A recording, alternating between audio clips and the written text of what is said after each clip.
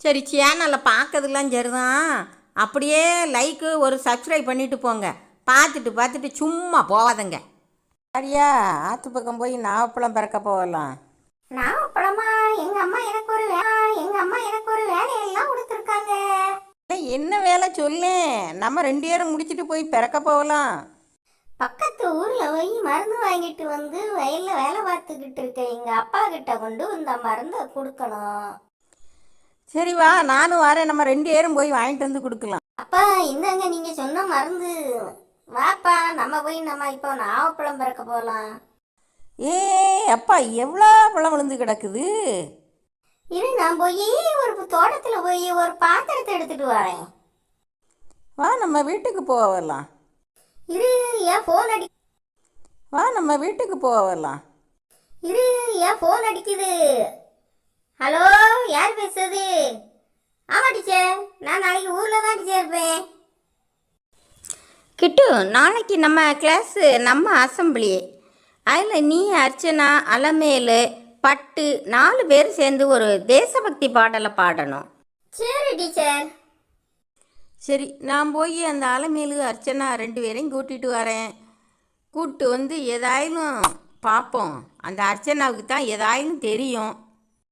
Archana, class teacher சொன்னாங்க, நீ, அலமேலு, நான், கிட்டு எல்லோரும் சேர்ந்து நாளைக்கு அசம்பிளியில் ஒரு தேசபக்தி பாடல் பாடணுமா?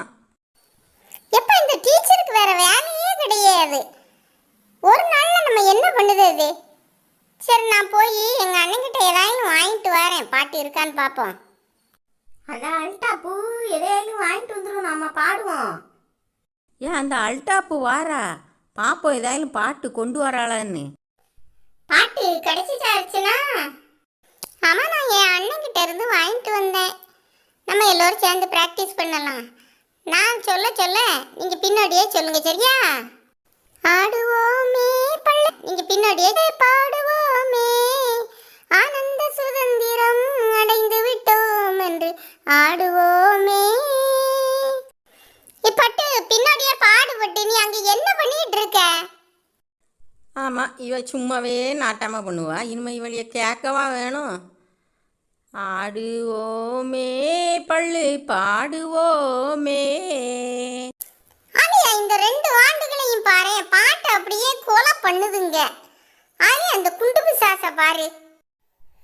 நீ குண்டு மிட்டாதது மட்டும் அவன் காதுல கேட்டிச்சின்னு வெச்சுக்கோ, சட்னி தான் பிறகு நீ. சரிடி, நீ இப்போ அதை விடு. இப்போ நம்ம 2 பேரும் வா, போய் பாட்டி கடையில் 2 வடையை வாங்கி சாப்பிட்டுட்டு அப்படியே போகலாம். வா பாட்டி, 2 வடை கொடு பாட்டி.